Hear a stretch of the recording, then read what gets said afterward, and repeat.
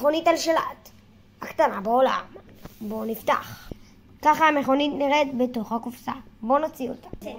ואנחנו עכשיו, זה הקופסה, זה המכונית על שלט עם השלט, והחצי קופסה השנייה, יש כאן את האנטנה ו4 קונוסים. בואו נראה איך היא נוסעת, ואיך מחברים את המכונית ואיך מוציאים אותה מהמסילה.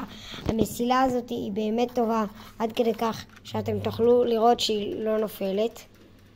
אז יאללה, בואו נתחיל. אנחנו ככה משחררים, יש כאן כפתור, ופשוט מושכים את המכונית אחורה והיא יוצאת. יאללה, בואו נסיע.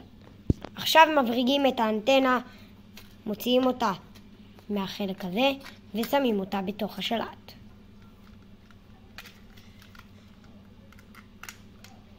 חיברנו. חבר'ה, בינתיים שהוא מחבר ושם את הסוללות, זה מכונית מאוד מאוד קטנה, בגודל של האצבע שלי. זה מכונית מאוד טובה ומאוד קטנה, עם אורות מקדימה ואורות מאחורה. תכף אנחנו נראה לכם, אז יאללה, בואו נסיע. ככה האנטנה נפתחת, צריך לזה 2 בטריות אצבע. יאללה, להתראות. מסיעים את המכונית. הנה אנחנו עכשיו במסלול. די דילגה. הנה היא, הופה. היא גם די מהירה. איפה היא? יופי. יש לה גם אחורה.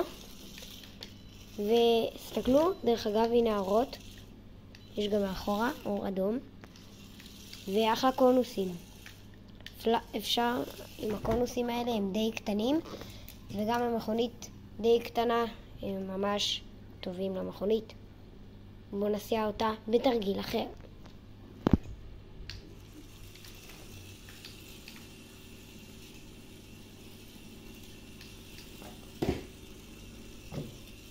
מכונית די מהירה, כי היא גם די קטנה, שלא נדבר על הטעינה שלה, שהטעינה שלה מהשלט. אנחנו נראה לכם אותה, את הטעינה עוד מעט.